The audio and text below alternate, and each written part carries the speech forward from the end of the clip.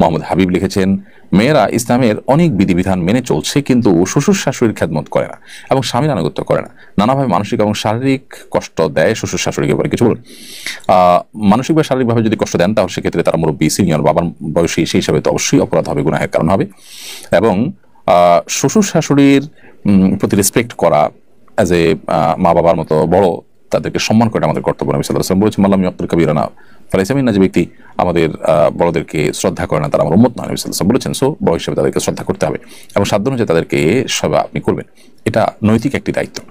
হ্যাঁ, যদি সেবা বলতে এখানে বোঝানো হয় একজন কাজের লোকের যে ডিউটি, সে ডিউটি, তো সেটা করতে আসলে পুত্রবধূকে বাধ্য করার কোনো রাইট নেই। হ্যাঁ, একজন মুরব্বী, একজন বয়স্ক মানুষ আছেন, তার বিপদে, তার কষ্টে তার পাশে থাকা, এটা তো আমাদের নৈতিক দায়িত্ব, সেই জায়গা থেকে আমাদের এটা করা উচিত। তাছাড়া স্বামীর প্রতি আমাদের যে কমিটমেন্ট আছে, শ্রদ্ধা আছে, সেই জায়গা থেকেও স্বামীর অগোচরে তার অনুপস্থিতিতে তার বাবা মার প্রতি যত্নশীল হওয়া, এটা একজন দায়িত্বশীল ইমানদার নারীর কাজ। কিন্তু সেটা যেন, ওই যে বললাম, তারপরে তাকে কাজের মেয়ের মতো করে আননেসেসারি কাজের বোঝা তার উপরে চাপিয়ে দেওয়া যেন না হয়, সেটিও পুরুষদেরকে লক্ষ্য রাখতে হবে বা ছেলে পক্ষকে লক্ষ্য রাখতে হবে। এটা ঠিক যে অনেক মেয়ে তাদের মধ্যে দিনই বিষয়ে প্র্যাকটিস করার মানসিকতা আছে আলহামদুলিল্লাহ, কিন্তু শ্বশুর শাশুড়ির প্রতি তারা একেবারেই অমনোযোগী এবং এটাকে তারা একরকম বোঝা মনে করেন। এই অতি স্বাধীনতার একটা মানসিকতা আমাদের অনেকের মধ্যে আছে, এই জায়গাটা তাদের সংশোধন করতে হবে, ডেভেলপ করতে হবে। মোহাম্মদ ইউসুফ আহমদ লিখেছেন, রাগ করে কোনো মা সন্তানকে অভিশাপ দিয়েছেন, এখন মা বেঁচে নেই, অভিশাপ মুক্তির উপায় কি? মা যদি বেঁচে না থাকেন তাহলে সেক্ষেত্রে মায়ের কাছে এই সন্তানের আত্মমাপ চাওয়ার সুযোগ নেই।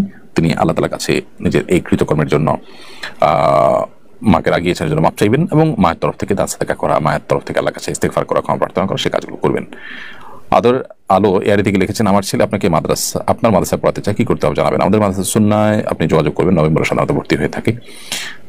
তানহা ইসলাম লিখেছেন, অপারেশন রোগী হাতে ক্যানোলা, প্রস্রাবের রাস্তায় ক্যাথেটার পরা, রক্ত যাচ্ছে, উনি কিভাবে নামাজ আদায় করবেন? আল্লাহ মাফ করুন, ওই অবস্থাতেই উজু করা গেলে উজু না করা গেলে তায়াম্মুম করে কেবলামুখী হয়ে দাঁড়িয়ে বসে যেভাবে সামর্থ্য আছে সেভাবে তিনি নামাজ পড়বেন। এমনকি যদি ব্লিডিং হয়, আল্লাহ রহম করুক তার প্রতি, তাহলে ওই অবস্থাতে তাকে সালাত আদায়ের চেষ্টা করতে হবে বা সালাত আদায় করতে হবে।